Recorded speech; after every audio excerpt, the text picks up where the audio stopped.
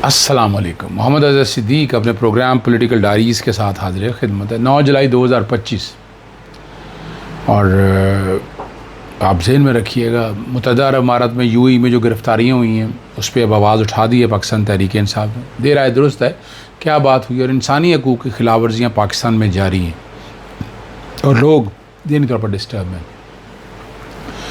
और देखते हैं क्या होना है। ज़रूरी तरक्याती बैंक में लूटमार जो हुई है, कमाल हो गया। वैसे ये पाकिस्तान में ही हो सकता है यार। इमरान खान के हवाले से जो आगे क्या हो रहा है, दुनिया का कामयाब तरीन इंसान, कैसे बातें हो रही हैं। और 27 यूट्यूबर्स जिनको मजिस्ट्रेट ने बंद करने का हुक्म दिया है गूगल को, वो मजाक ही उड़ रहा है पूरी दुनिया के अंदर। एक मजिस्ट्रेट जिसकी औकात या कहें जुरिस्डिक्शन उसकी कितनी होती है, वो एक छोटा सा इलाका होता है चंद किलोमीटर का, ये उसकी जुरिस्डिक्शन होती है टोटल, और वो उसी जुरिस्डिक्शन के मुताबिक लेकर वो चलता है। उस जुरिस्डिक्शन को पूरी दुनिया में एक्सपैंड कर देना, ये बड़ी हैरान कुन बात है। पाकिस्तान में भी अगर होना है तो सुप्रीम कोर्ट का ऑर्डर तो पूरे पाकिस्तान पे माना जाता है।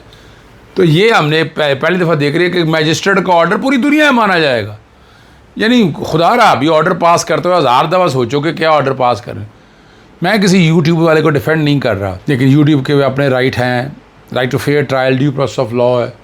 अगर बंद करना है, मौका देना है, सुनना है, मौक़िफ़ लेना है, एक एक चीज़ बात करनी है और उसके बाद आप कर सकते हैं। मगर ये कोई तरीका नहीं है कि आप बैठ के उस ऑर्डर को पूरी दुनिया के अंदर नफाज कर सकें। जग हंसाई है मैं और ये इसमें टीवी प्रोग्राम PTV दिनेश के प्रोग्राम में मैं था और रात को आपने देखा होगा, तो उसमें मेरी बात का इत्तेफाक उन्होंने कामरान मुर्ज़ा ने भी किया। उन्होंने कहा कि ये ऑर्डर है ही नहीं किया, इसको गैग ऑर्डर कहते हैं। अल्ताफ़ हुसैन पे पाबंदी लगाई थी तकरीर तशहीर के ऊपर, तो बाद में एहसास हुआ कि गलत किया। मैंने कहा कि नहीं, मेरे से गलती हुई है, मैं इज़हार करता हूँ इस बात का, और हम लेकर चलते रहे सारी बातों को।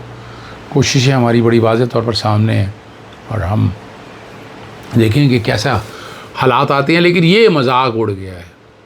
कानून आपके पास हैं, पीका के तहत पर्चे आपके पास हैं, और मजिस्ट्रेट को right to fair trial, due process of law 4, 5, 10 की खिलाफ वर्जी सुनना है, शाते रिकॉर्ड होनी है, फिर आप ऐसा कोई ऑर्डर पास कर सकते हैं।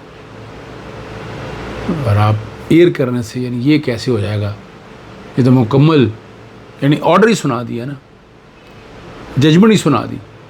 ये पता नहीं कहाँ से इख्तियार आया मैजिस्ट्रेट के पास। बहरहाल मैजिस्ट्रेट ने ऑर्डर सुना दिए और इसकी कागज़ के टुकड़े से ज़्यादा कोई अहमियत नहीं। देखते हैं कि इस पर क्या अमल होता है या कैसे कहते हैं, पता नहीं किस तरह अमल करेंगे।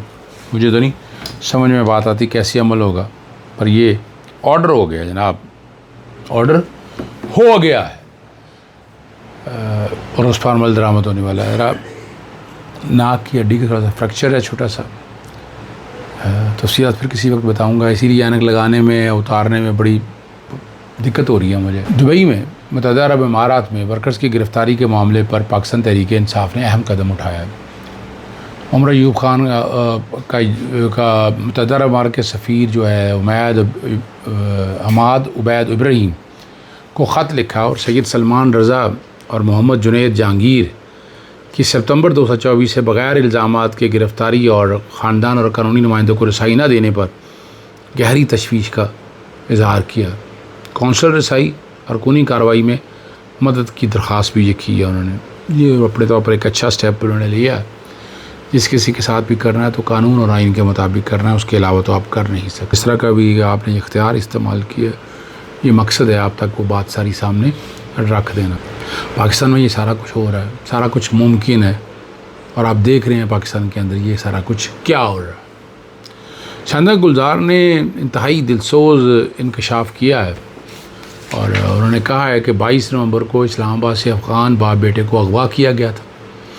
दोनों को बरहना करके एक दूसरे के सामने लटकाया गया। बहुत सारे लोगों ने बताया कि मारपीट के अलावा दौरान हिरासत मेडिकल के बहाने बता रहे हैं कि हमारा कस्टोडियल रेप होता रहा, और इस बात की वीडियो बनाते रहे। पता नहीं क्या हकीकत है इसके अंदर, लेकिन अब ये शानदाना गुलजार ने अगर ये मामला उठाया है तो ये मामला सीरियस है, इसकी बारीकी में जाना बड़ा ज़रूरी है। आप समझें कि है क्या, असल बात तो सामने आए ना। ज़रूरी तरक्याती बैंक के 11.5 अरब रुपए मालियत के कर्जे की रिकॉर्ड वाली 22,000 फाइलें गायब होने का इंकशाफ हुआ है। कोई जानता ही नहीं है कि किसने कितना कर्जा लिया, कितना बाकी है। और इस रिपोर्ट के मुताबिक 5,000 फाइलें बेनज़ीर भुट्टो की शहादत के वक्त जला दी गई थी। और ऑडिटर काम ने ये पहले फ़ाइलें 22,000 थी, अब उन्होंने कहा 11,400 फाइलें गुम हैं। और गुम फाइलों में कर्ज़े की रकम 11 अरब 48 करोड़ और 20 लाख रुपया है। सदर ज़रिए तरक्याती बैंक ने बताया कि उनके ख्याल में 790 फाइलों को वो ट्रेस नहीं कर सकते। बेनज़ीर भुट्टो की शहादत के वक्त मुल्क भर में 5,000 फाइलें जल गई थी। मुल्क भर में पता नहीं कैसे जल गई थी। मदर अब्बास ने एक बड़ी ज़बरदस्त की है। आप गलती पर गलती करते जा रहे हैं। आपने इमरान खान के साथ हर चीज़ कर ली, उसके बावजूद 8 फरवरी को क्या हुआ आज भी देख लें। इमरान की मकबूलियत का ग्राफ बढ़ रहा है, नीचे नहीं आ रहा। इसका मतलब ये है कि आप 2-2.5 साल में जो कुछ किया उससे तरीके इंसाफ का वोटर मुतासर नहीं हुआ, और ना ही आप अपना वोटर बना पा रहे हैं। यानी या तो ना कि वोटर माइनस हो जाए और चीज़ें आगे की तरफ जाएं, लेकिन आप कुछ नहीं कर पा रहे। और वोट वहीं का वहीं, वोटर बैंक वहीं का वहीं खड़ा है। आपका कम हो रहा है और इमरान खान का वोट बैंक बढ़ रहा है। सरकारी दादा-शुमार के मुताबिक माली साल के दौरान पाकिस्तान ने 7.5 लाख टन से ज़्यादा चीनी की बरामद की थी। ठीक है जी। और हुकूमत ने इतनी मिकदार दरामद का इन्हिसार किया है। एक्सपोर्ट इंपोर्ट, हुकूमत फैक्ट्रियों से महंगी चीनी ख़रीद कर आगे दुकानदार से सस्ती चीनी बिकवाएंगे। ये बात एक नॉर्मल है जो आप तक मैं रख रहा हूँ। और इमरान खान का मुकम्मल तौर पर आइसोलेट सदीक जान ने खबर दी है, तहकीक करने की कोशिश कर रहे हैं। उन्होंने कहा कि 22 घंटे तक सेल में बंद रखा जाता है, टीवी और अखबारात बंद कर दिए हैं, इंसानी हकूक़ की बदतरीन पामाली की जा रही है। और ये बातें वो सारी जो रखी हैं, अब देखते हैं इसमें हक़ाइक़ क्या आते हैं और बातें सारी कैसे समझ में आती हैं। ये देखने की बातें हैं कि क्या होगा, क्या हालात क्या सामने आएंगे, बातें क्या सामने आएंगी। काजी फ़ाइज़ अगर मर भी गया तो उसके कब्र से निकाल कर लटकाया जाना चाहिए। ये बात आम लोग कर रहे हैं। आज से 10 साल बाद की इस्टेब्लिशमेंट भी कहेगी कि 2024 की इलेक्शन ने मुल्क को बहुत नुकसान पहुंचाया। जो कुछ 2022 से लेकर 2025 तक किया गया उसने मुल्क की बुनियादें हिला कर रख दी। अभी नॉर्मल बात हो रही है, वो कुछ आप सब लोगों के सामने हैं। इसमें कोई ऐसी बातें नहीं करना चाहते कि जो हालात और वाक़यात से हट कर हों।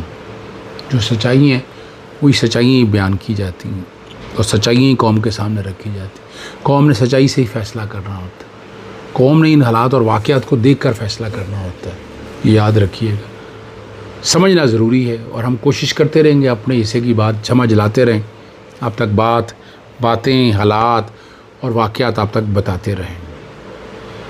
पाकपतन में 20 बच्चों की जो कातिल जो मुसल्लत करदा हुकूमत है ना, और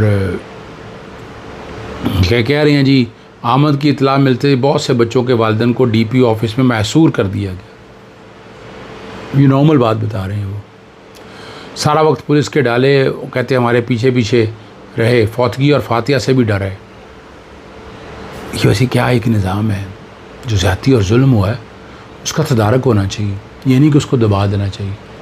टीवी पे बड़ी बातें कह रहे हैं, जिन्हें सफदर का बड़ा चर्चा किया हुआ है कि डॉल्फिन से एक चलान करा लिए, प्रोटोकॉल में जा रहे थे। अब प्रोटोकॉल सरकारी था, प्राइवेट था, क्या था, वो सामने आना चाहिए, पर नहीं सामने आता।